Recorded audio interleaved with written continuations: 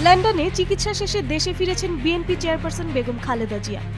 গত মঙ্গলবার সকাল 10টা 40 মিনিটে তাকে বহনকারী এয়ার অ্যাম্বুলেন্স হজরত শাহজালাল আন্তর্জাতিক বিমানবন্দরে অবতরণ করে।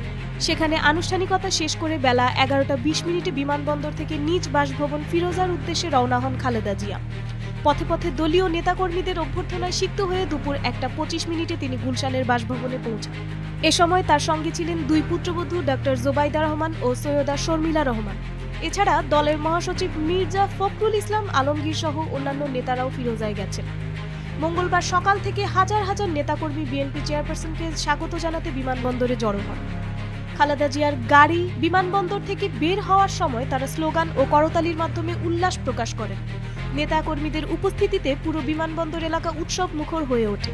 খালেদা জিয়ার গাড়িবহর বিমানবন্দর থেকে গুলশানের পথে রওনা হলে রাস্তার দুই পাশে দাঁড়িয়ে থাকা নেতাকর্মীরা স্লোগান দিয়ে তাকে স্বাগত জানান। এদিকে খালেদা জিয়ার আগমন উপলক্ষে বিমানবন্দর থেকে গুলশান পর্যন্ত সড়কে কঠোর নিরাপত্তা ব্যবস্থা গ্রহণ করা হয়। আইন শৃঙ্খলা রক্ষাকারী বাহিনীর সদস্যদের পাশাপাশি দলের স্বেচ্ছাসেবকদেরও শৃঙ্খলা রক্ষায় তৎপর থাকতে দেখা গেছে। গত 8 জানুয়ারি উন্নত চিকিৎসার জন্য যুক্তরাজ্যের লন্ডনে যান খালেদা জিয়া।